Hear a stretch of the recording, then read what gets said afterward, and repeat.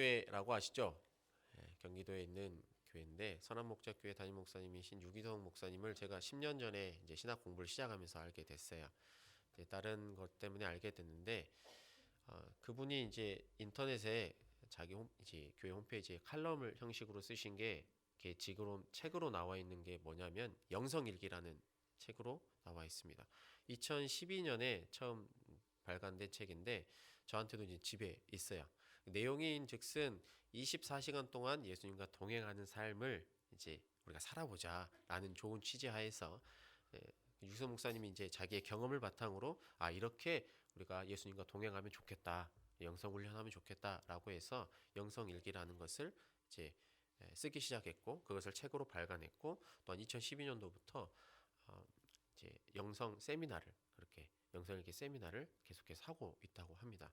많은 신학생들뿐만 아니라 많은 성도님들이 일반 그리스도인들께서 많이 그 세미나를 참여하고 또한 영성일기를 접해보고 나서 나도 한번 해보겠다 이렇게 시작했다고 합니다. 그래서 우리가 한번 그것에 대해서 한번 생각해 보려고 해요. 왜 그렇게 많은 사람들이 영성일기를 써보려고 했을까? 물론 모르시는 분들도 계시겠지만 그 영성일기를 쓰려고 하는 이유 가장 큰 이유는 뭐 그저 영성이 깊어지고 내가 예수님과 만나고 있으니까 좋고 그리고 내가 이런 훈련을 하고 있다라고 하는 것을 경험적으로 드러내기 위해서 그것을 하는 것이 아니고 가장 중요한 것 그리스도인으로서 예수님과 동행하는 삶을 살아가는 것이 가장 중요하다는 것을 그분들이 알기 때문에 내가 뭐 유기성 목사님처럼은 아니어도 다른 누군가처럼은 아니어도 그리스도인인데 믿는 사람인데 24시간 동안 예수님과 동행하는 삶을 한번 살아보자, 도전해보자 이런 취지로 많은 분들이 도전을 하고 또한 영적으로 많이 깊어졌다고 합니다. 영성일기를 쓸 때 몇 가지 규칙이 있는데요. 그 몇 가지를 말씀드리면 이제 영성일기를 쓰겠다라고 하면 지금 당장 쓰는 것을 시작하라고 합니다. 그리고 가장 중요한 것 중에 하나가 하루 중 내가 예수님과 함께 했었던 순간을 기록하는 것 그리고 그렇지 못했던 순간을 기록하라고 이렇게 가르치고 있어요. 그리고 예수님이 아닌 자기 자신의 마음을 붙잡고 있는 것이 무엇인지를 기억해보고 쓰라는 거예요. 그래서 이게 잠자기 전에 쓰려고 하면 기억 안 나잖아요. 저도 하루 동안 뭘 했는지 기억이 잘 안 나거든요. 뭐 젊은데 왜 그러냐고 하실지 모르겠지만 저도 새아이 아빠입니다. 얘들하고 정신없이 지내다 보면 얘가 밥을 먹은 건지 얘가 아까 똥을 쌌는지 얘가 똥을 쌌는데 치웠는데 또 치우고 있는 건지 이렇게 헷갈린단 말이에요. 그러니까 우리가 작은 노트를 준비해서 내가 이 순간에 예수님을 생각한다. 내가 예수님과 동행한다. 이런 걸 해가지고 매일 같이 써본다라고 하는 거예요. 그런데 이게 쉽게 되지 않는다라는 겁니다. 영성일기를 쓰기를 이제 막 시작하는 분들이 가장 첫 번째로 반드시 맞이해야 되는 과정이 있대요. 이것은 처음 시작한 이것을 알린 유기성 목사님도 처음에 이것을 맞닥뜨렸을 때 좌절감이 왔다고 하셨는데 유기성 목사님도 처음에 그러셨대요. 이렇게 한번 일기를 써보자. 내가 예수님과 얼마나 동행하고 있는지. 그런데 본인이 목회만 해도 몇십 년이지 않습니까? 근데 처음 쓰기 시작했었을 때 몇 달 동안 허망하더래요. 이게 일기를 딱 보면 예수님을 이 24시간 동안에 예수님을 생각하는 게 몇 분 되지 않아. 목회 활동을 하시는 분이시지 않습니까? 그러다 보니까는 이게 내가 뭔가 잘못돼도 크게 잘못됐구나. 목사인 내가 이런데 다른 분들은 어떨까라고 하면서 도전을 하기 시작을 했답니다. 그러면서 영성일기에서 가장 중요한 첫 번째 단계가 뭐냐면 주님을 의식하는 삶에 대한 좌절감. 말이 좀 어려운데 뭐냐면 나는 예수님하고 살고 있어 라고 그리고 예수님을 늘 생각해 라고 기록해 보려고 하는데 막상 써보면 예수님이 내 삶 속에서 계시지 않는다라는 거예요. 그러면 나는 어떡하지? 내가 진짜 그리스도인인가? 이런 데에 있어서 좌절감, 스스로의 그런 무너지는 감각들이 생긴다는 거예요. 그래서 거기에서는 그 단계를 세 단계로 구별을 하는데 주님을 전혀 의식하지 못하고 지내는 단계, 그 다음이 좌절을 경험하는 단계, 그 다음이 점점 주님을 의식하는 단계 이렇게 소개를 하고 있습니다. 그러니까 우리가 의식적으로 예수님을 가까이 하려고 하고 예수님을 생각하려고 하고 예수님을 찾지 않으면 이 영성일기를 써본다고 했었을 때 당장에 써보려고 해도 그렇게 쉽지 않다라는 거예요. 물론 제가 책도 읽고 도전은 해보긴 했지만 그게 쉽지 않다는 거 저도 피부로 느꼈고, 하지만 중요한 것은 내가 힘들 때마다, 내 영적으로 무너질 때마다 항상 제가 기억하는 건 뭐냐면, 내가 과연 예수님께 기도했나, 예수님을 찾았나, 이런 생각을 할 수 있게 됐다라는 것이죠.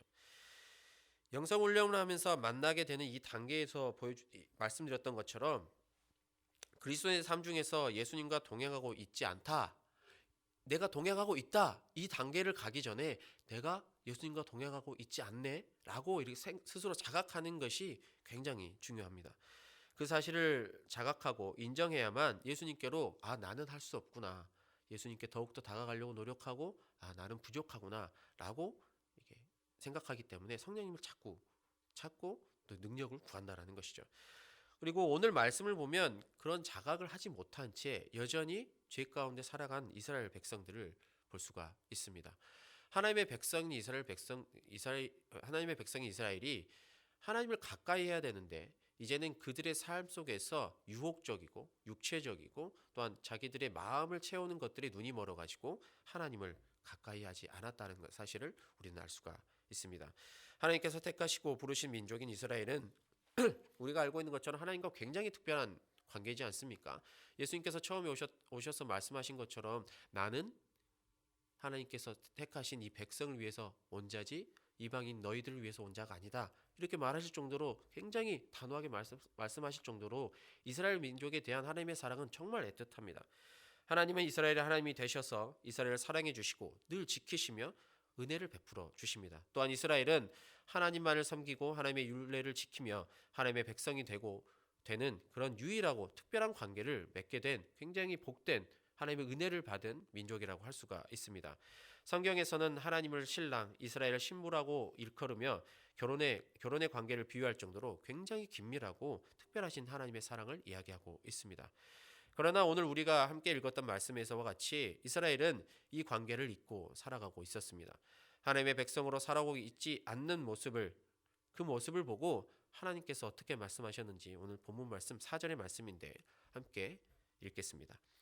여호와께서 이와 같이 말씀하시되 유다의 서너 가지 죄로 말미암아 내가 그 벌을 돌이키지 아니하리니 그들이 여호와의 율법을 멸시하며 그 율례를 지키지 아니하고 그의 조상들이 따라가던 거짓 것에 미혹되었습니다. 아멘. 남유다 백성들은 여호와의 말씀을 무시하였고 하나님의 법도를 지키지 아니하였고 하나님을 멀리하면서 결국에는 거짓 것들, 이 우상신을 섬기는 그들과 함께 했다라고 이렇게 말씀을 하십니다. 그리고 결국 하나님을 떠난 백성이 되었고 하나님의 심판을 맞이하게 되었습니다. 그 누구보다 여호와의 율법을 지키기를 즐거워해야 되고 단 한 구절이라도 지키지 못했으면 내가 하나님의 백성으로서 뭐 하는 짓인가, 내가 하나님께 얼마나 부끄럽고 수치스러운 일을 당할까, 하나님께 영광을 돌리지 못했다라고 자책을 해야 되는데 그것과는 전혀 상관없이 이제 타이틀만 하나님의 백성이지 삶은 전혀 그런 삶을 살아가지 않고 있다는 겁니다. 하나님과의 언약을 잊고 그 특별한 관계를 저버린 채 조상이 그렇게 살아왔으니 하나님의 말씀과는 상관없이 그저 흘러가는 상황대로 내 마음의 욕심대로 살아가고 있다고 얘기를 합니다. 그렇다면 북이스라엘은 어땠을까요? 5절에서 7절 5절이 남유다에 관한 벌에 관한 심판에 관한 이야기를 하면 6절, 7절, 8절이 바로 북이스라엘에 관한 이야기입니다. 함께 6절에서 8절의 말씀인데요. 함께 읽겠습니다. 여호와께서 이와 같이 말씀하시되 이스라엘의 서너 가지 죄로 말미암아 내가 그 벌을 돌이키지 아니하리니 이는 그들이 은을 받고 의인을 팔며 신 한 켤레를 받고 가난한 자를 팔며 힘없는 자의 머리를 티끌 먼지 속에 발로 밟고 연약한 자의 길을 굽게 하며 아버지와 아들이 한 젊은 여인에게 다녀서 내 거룩한 이름을 더럽히며 모든 제단 옆에서 전당 잡은 옷 위에 누우며 그들의 신전에서 벌금으로 얻은 포도주를 마심이니라. 아멘.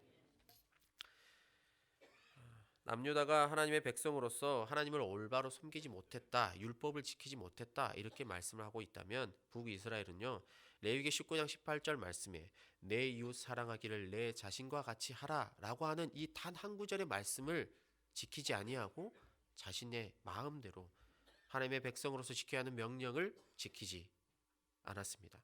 남유다나 북이스라엘이나 결국에는 가장 중요한 하나님의 계명을 지키지 못한 것이죠. 그래서 하나님의 심판을 피하지 못했다, 결코 하나님께서 용서하지 않을 것이다. 수백 가지 되는 죄가 아니라 너희들의 서너 가지 죄로 말미암아 내가 너희들을 멸망시킬 것이다. 이렇게 이야기를 하고 계시는 거죠. 성도님들께서는 하나님의 계명을 지키는 말씀이나 오늘 본문 말씀처럼 하나님의 말씀을 듣지 않아서 심판을 받을 수밖에 없다라고 하는 이 말씀들을 보면 어떤 생각이 드십니까? 저는 처음에는 하나님의 말씀을 지키지 못하는 자신을 발견하게 되고 부끄러워할 수도 있고 또한 수치스러워할 수도 있고 또한 이게 너무 부담스럽다. 말씀 한 절 한 절 너무 좋은데 내가 지키기엔 너무 부담스러워 라고 피하고 싶진 않으십니까? 실상 저도 삶을 돌이켜보면 그런 순간이 늘 있었더라고요. 그렇다면 우리의 입장이 아니고 하나님의 입장은 어떠셨는지 우리가 한번 보기를 원합니다. 하나님의 마음은 어떠셨을까요? 과연 심판을 내리신다고 말씀하시면서 기뻐하셨을까요? 아니면 슬퍼하셨을까요? 하나님의 마음은 9절에서 10절에 11절의 말씀에 그 마음이 나와 있습니다. 함께 하나님의 말씀 읽겠습니다. 내가 아모리 사람을 그들 앞에서 멸하였나니 그 키는 강하기는 상수리 나무 같으나 내가 그 위에 열매와 그 아래의 뿌리를 진멸하였느니라. 애굽 땅에서 이끌어내어 40년 동안 광야에서 인도하고 또 너희 아들 중에서 선지자를 너희 청년 중에서 나시린을 일으켰나니 이스라엘 자손들아 과연 그렇지 아니하냐 이는 여호와의 말씀이니라. 아멘. 제가 이전에 봤었을 때는 그냥 하나님께서 그렇게 하신 것을 말씀하시는구나. 그리고 이후에는 아니 굳이 하나님께서 멸망시키려고 하는 민족에게 이런 말씀까지 구굴절절 꼭 말씀하셔야 되나? 이런 생각이 들었는데 이 말씀을 준비하면서 말씀을 보면 하나님의 정말 사랑하시고 슬퍼하시면서 애틋한 마음이 담겨 있다는 걸 느끼게 됐어요. 하나님께서 얼마나 우리를 이 이스라엘 백성을 살리고 싶으셨으면 내가 너희들을 어떻게 보살폈는지 알지 않느냐? 내가 너희를 어떻게 구원했는지 알고 있지 않느냐? 제발 좀 그것 좀 기억해라. 이렇게 말씀하시고 계시지 않습니까? 하나님께서는 하나님과의 특별한 언약을 잊고 하나님의 관계를 망각하고 하나님의 백성으로서 하나님의 율례를 지켜 하나님과 동행하는 것을 잊고 살아가는 이스라엘 백성들에게 다시금 이 말씀을 하시면서 내가 너희들과 얼마나 하고자 하는지 또한 내가 너희들에게 얼마나 큰 사랑을 베풀었는지를 기억해라. 이렇게 얘기를 하시면서 다시금 다가오시는 겁니다. 역시 우리들에게도 동일하게 다가와 주시죠.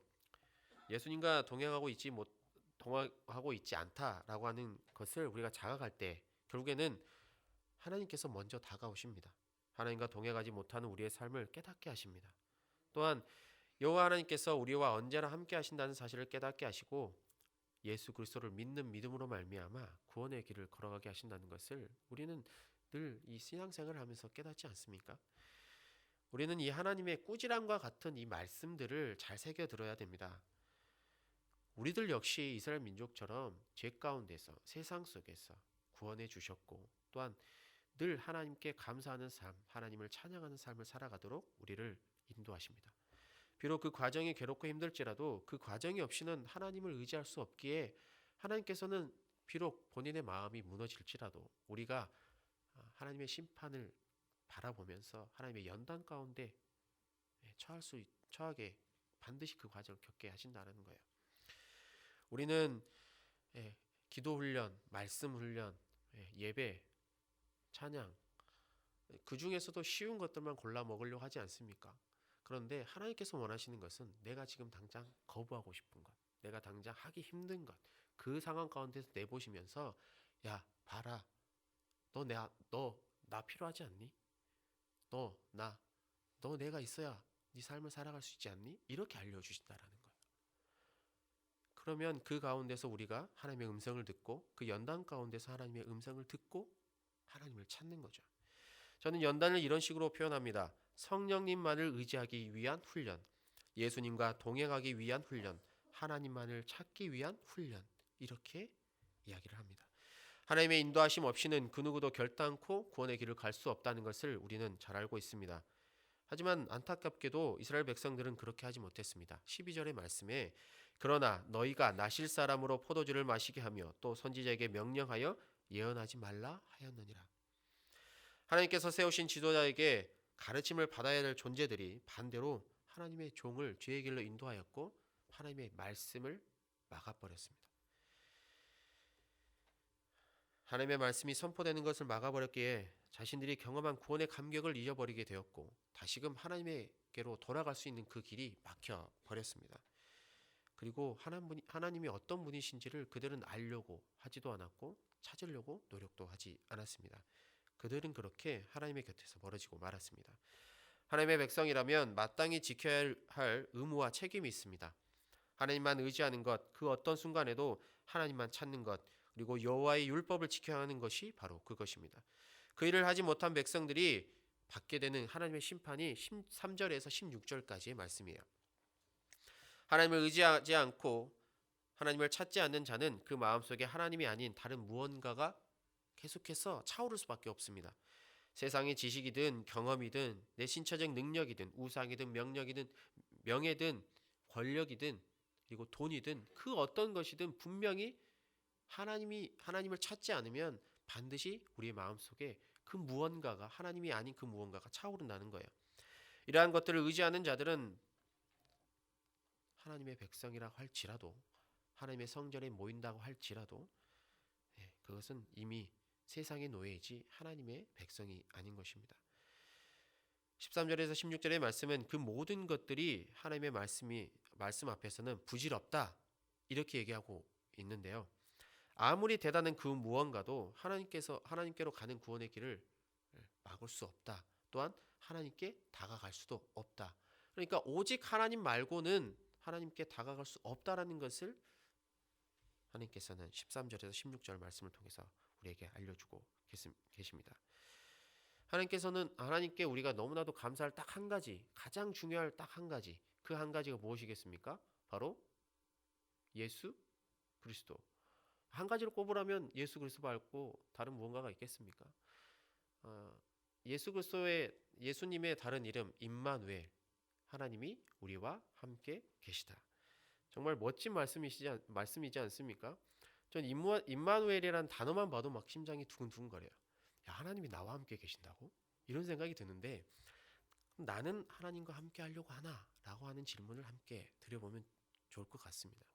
우리의 신앙생활 동안에 하나님께서 늘 함께 하신다고 하신 말씀 가운데서 우리가 살아가려면 나 또한 하나님의 말씀에 반응하여서 늘 하나님과 함께 하려고 하나님을 찾으려고 노력해야 됩니다.